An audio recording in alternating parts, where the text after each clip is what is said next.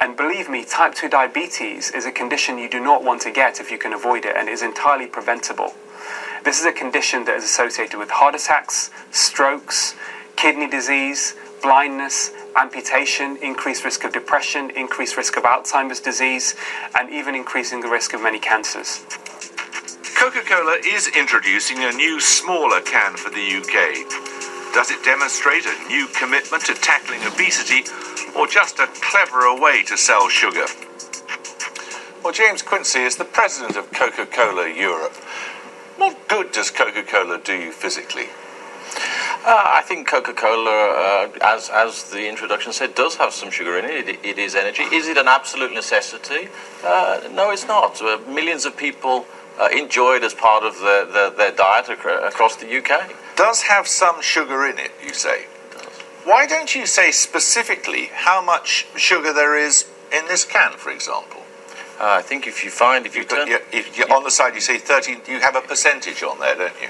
Yes, right here on the front, it quite clearly calls out the amount of sugar in this can of Coke. And what's 35 grams, which is 6 teaspoons of sugar, which is about the same amount of calories as a cappuccino or half a croissant.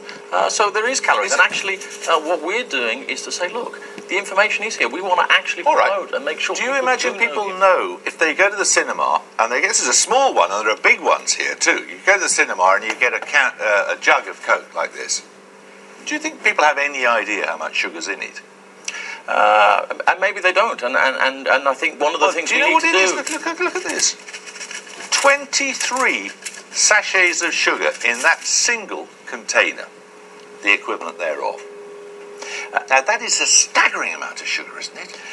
That is why we're very focused, as one of the things we're doing, on getting the information out there. We're not trying to hide the information behind what's in a Coca-Cola But you are trying to hide it. But there's zero sugar in a Coke Zero. Well, clearly, it's called a Coke Zero. But the Coke Classic, look at this one here.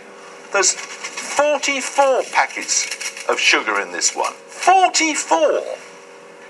Indeed there are, and I think what we're saying is, look, we want to make sure that people have the information available to them so that they can make the choices, and if they don't want the big one, then fine, and that clearly is not one that's going to be for everyone. We want to make sure the information is available. We want to make sure there's more availability of more choices, whether it's smaller packages, as you had in your intro. Yeah, but whether it's 23 in something this size, or 44 in something this size, each of which is to be consumed in one single sitting at a cinema, this is staggering, isn't it? Look, I think we do need to recognise that things need to change, that the bigger cups need to come down. I don't think that we are talking that the world can't change and the world doesn't need to move on. I think what it comes back to is we recognise that we need to play our part in helping to fix this very important issue of obesity. It's something that's come about from us taking in too many calories and not burning them off with activity, many things over many decades, and we're taking actions. We are promoting the information, as you point out. It is on the can. We're putting it in the advertising. We're increasing choices of the small cans, helping people manage their calories, promoting the zero-calorie options if people are having trouble. So you accept your role in the obesity epidemic, do you?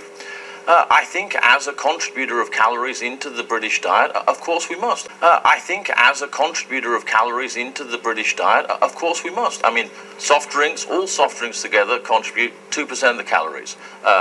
It's a part of it, and therefore we need to accept our role, and we do. And that's why we want to focus on actions that we believe will help bring this crisis under control. Isn't what you're doing very similar to what the tobacco companies did when, after the link with cancer had been established, started then trying to get us all to smoke light cigarettes, as opposed to saying, don't have any of them? I think there's a very clear distinction between tobacco and anything to do with food and drink, because in the end, there's no amount of tobacco that's good for you. It directly causes some of the disease, no amount. Whereas with food and drink, anything in moderation can work within your lifestyle. Maybe one of these packets in a cup of tea during the course of the day, or maybe even two. 23 in the smallest container at the cinema.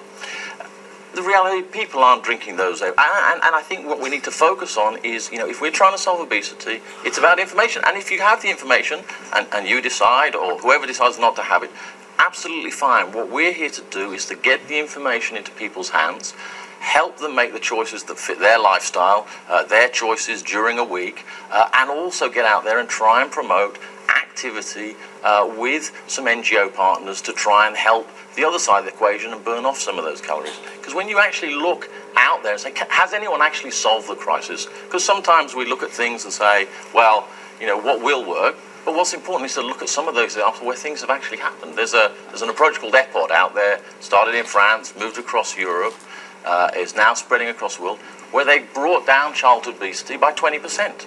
And it's not by taking some eye-catching or simple measures. They did a number of things, bringing in private companies, health companies, local government communities, and brought down childhood obesity by 20%.